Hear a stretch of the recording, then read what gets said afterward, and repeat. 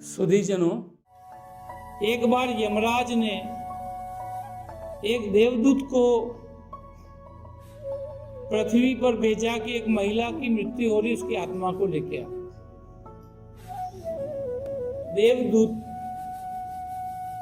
उस निर्धारित जगह पर पहुंचता है तो एक महिला मरी पड़ी है। 3 छोटे छोटे बच्चे, उसके छाती पे एक बच्चा दूध पी रहा है, एक बच्ची रो रही है, एक बच्ची खेल रही है। तीनों बच्चियां उस मृत महिला के शरीर पर देख करके देवदूत को दया आ जाती है और वह सोचता है कि ईश्वर ने क्या किया, इस मां को मार दिया, इन 3 बच्चियों का क्या होगा। बड़ा दुखी हो जाता। वो महिला की आत्मा को लेकर के जब वहां पहुंचता है यमराज के पास, तो उन्हें कहता है कि यमराज, ये हमने गलत किया है।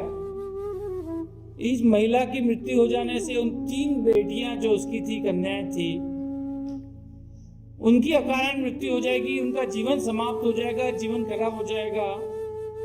हमें उस महिला को जीवन दान देना चाहिए। यमराज उसकी बात सुनकर के हंसते हैं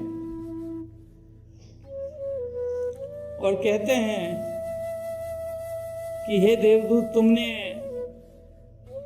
ईश्वर की व्यवस्था पे सवाल उठाया है।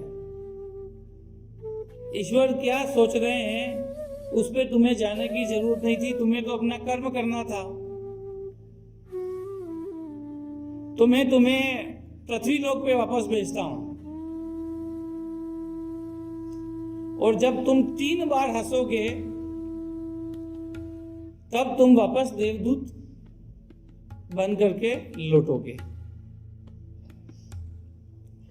यूं कहते ही देवदूत पृथ्वी लोक पर पहुंच जाता है और वो बिना कपड़े के वही जमीन पर पड़ा होता है। सर्दी का मौसम है। एक मोची अपने कुछ कपड़े अपने बच्चों के लिए, अपने लिए सिलवाने के लिए लेकर के दर्जी के पास जा रहा होता है। तो जब वो देखता है कि एक नग्न सा व्यक्ति यहाँ पड़ा है, सर्दी में ठिठुर रहा है, तो वह उसे अपने कपड़े दे देता है कि हे व्यक्ति, तुम्हारी ये दशा क्यों है मुझे नहीं पता, कि तुम ये कपड़े पहन लो, इस ठंड में ठिठुर के मर जाओगे, और मेरा ये कंबल है उसको भी ओढ़ लो, तुम्हें बहुत सर्दी लग रही है। वो व्यक्ति देवदूत उठता है और वो कपड़े पहन लेता है। तो वो मोची उसे पूछता है कि भाई तुम कहाँ के हो, क्या है। तो वो कहता है कि नहीं, मेरा तो यहाँ कोई है नहीं, मैं तो अकेला ही हूँ, ऐसा हूँ। तो मोची कहता है कि फिर ऐसा करो कि तुम मेरे साथ मेरे घर चलो, मेरे साथ ही रहना और मेरे कार्य में हाथ बटाना, हम मिल करके काम करेंगे। लेकिन एक बात का ध्यान रखना कि जब अपन घर जाएंगे तो मेरी पत्नी बहुत बुरा भला कहेगी, तुम्हें भी कहेगी और मुझे भी कहेगी। तो तुम शांत रहना, तुम कोई जवाब मत देना, शांति से बैठे रहना। थोड़ी देर बाद वो भी शांत हो जाएगी, उसके बाद सब चलेगा। देवदूत उसके साथ मोची के घर चला जाता है। जब मोची अपनी पत्नी को कहता है कि ये बेचारा नग्न अवस्था में वहाँ पड़ा था, तो मैंने अपने कपड़े उसको दे दिए और ये ओढ़ा कंबल ओढ़ाया, उसको लेके आया, वो अपने साथ रहेगा। ये सुनते ही मोची की पत्नी खूब गाली गलौज करती, बहुत सुनाती, अपने पति को बहुत सुनाती, उस व्यक्ति को बहुत सुनाती, निकम्मा है ये है। तो देवदूत उसकी गाली देने के बाद मन ही मन सोचता है ये क्या मूर्ख महिला है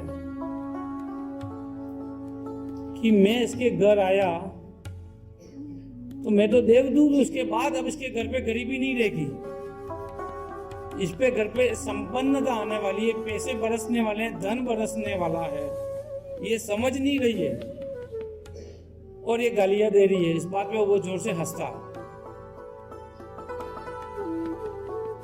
तो मोची पूछता है कि ये गालियां दे रही हो और तुम हंस रहे हो?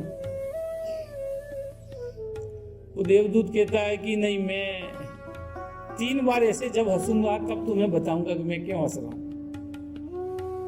देवदूत के उसके घर पे रहने पे अचानक उसका कारोबार बढ़ जाता है, व्यापार बढ़ जाता है। देवदूत भी जूते बनाने लगता है और देवदूत जब जूते बनाता है तो बहुत ऊंचे कोटि के होते हैं। उसकी प्रसिद्धि राजा तक पहुंच जाती है तो राजा के परिवार के जूते भी वहीं बनने लग जाते हैं। खूब धन दौलत बरसने लगती है और वो मोची जो है वो बहुत पैसे वाला और बहुत ज्यादा धनाढ्य हो जाता है। उनका जीवन उसी तरीके से चल रहा था। एक बार राज दरबार से उनका कोई सेवक आता है कि राजा के लिए एक बढ़िया क्वालिटी के इस तरीके के जूते बनाने हैं। मोची वो राजा के जूते बनाने का काम उस देवदूत को दे देता है कि भाई तुम ये राजा के जूते हैं, बनाना और बहुत ध्यान रखना, इसी तरीके से बनाना, राजा का मामला है, कोई ऊंच नीच नहीं होनी चाहिए, उस तरीके से समझा करके राजा के वो जूते बनाने बैठाते हैं। तो वो देवदूत है वो चप्पलें बनाता है।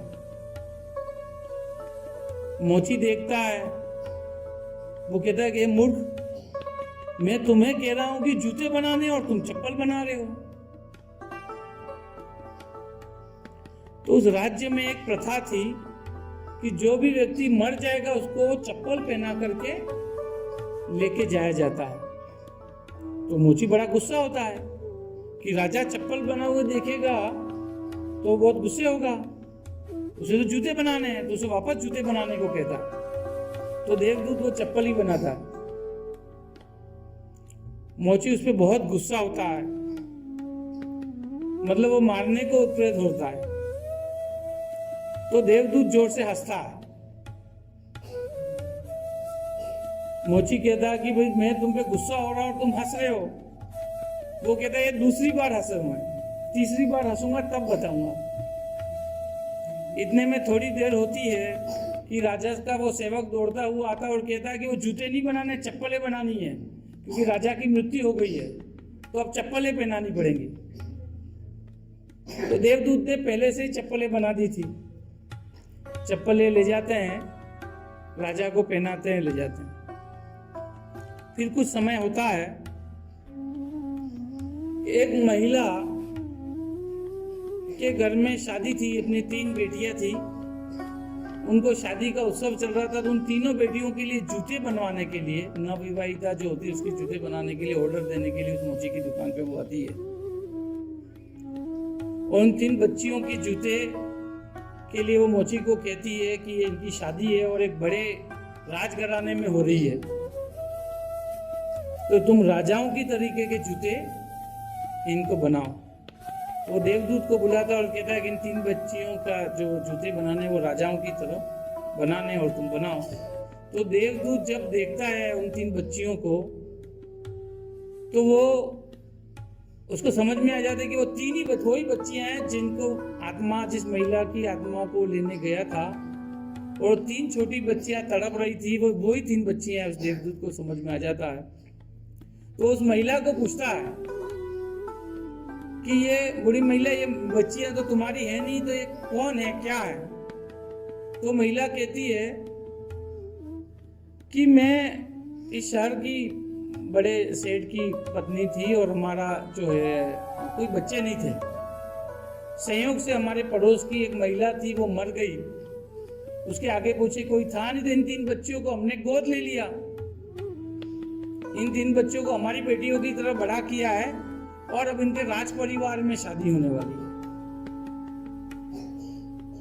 तब देवदूत समझता है कि ईश्वर की क्या विधान था और क्या व्यवस्था थी। वो समझता है कि यदि वो महिला जिंदा रहती तो इन 3 बच्चों का पूरा जीवन गरीबी में कटता, पूरा जीवन व्यर्थ जाता। लेकिन उस महिला की मृत्यु की वजह से तीनों बेटियों का जीवन एक सेठ के घर में लालन पालन होता है और एक राजा के घर में शादी हो रही है। वो ईश्वर ने व्यवस्था करके रखी थी।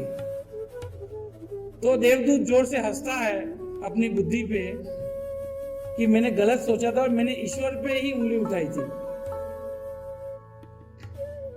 तो मोची पूछता है कि अब तुमने 3 बार हंस लिया, अब बता दो मुझे। तो देवदूत उसको पूरी बात बताता है और कहता है कि मैं देवदूत हूं और मैंने ईश्वर की व्यवस्था पे ही उंगली उठाई थी, इसलिए मुझे यहाँ तुम्हारे पास आना पड़ा और तुम्हारे पास काम करना पड़ा। अब मैं जा रहा हूं। तो आप सोचिए कि ईश्वर ने हमारे लिए यदि कोई और व्यवस्था बिठाई है तो आप उसमें सवाल मत उठाइए, आप उस धारा में बहते जाइए। हो सकता है आपको जो किनारा मिलने वाला हो वो ज्यादा ऊंचा हो, ज्यादा अच्छा हो, आपके लिए ज्यादा उपयोगी हो, क्योंकि कई बार हम हमारे भविष्य के बारे में नहीं सोच सकते वो ईश्वर ने हमारे लिए क्या तय कर रखा है। तो आप ये प्रयास करिए कि हम वर्तमान में जो कर्म कर रहे हैं उन कर्मों में सत्कर्म ही करें, अच्छे कर्म करें, जिससे हमारा भविष्य जो है वो अच्छे तरीके से निरूपित हो और हम भविष्य हमारा अच्छा हो। भविष्य की चिंता में यदि आज हम वर्तमान खराब करेंगे तो यदि वर्तमान खराब हुआ तो भविष्य निश्चित रूप से खराब होगा। इस बात का जरूर ध्यान रखें।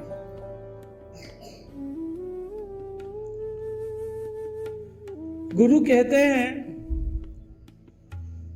मत कर चिंता, तेरा सपना क्यों पूरा नहीं होता। हिम्मत वालों का इरादा कभी अधूरा नहीं होता। जिस इंसान के कर्म अच्छे होते हैं उसके जीवन में कभी अंधेरा नहीं होता।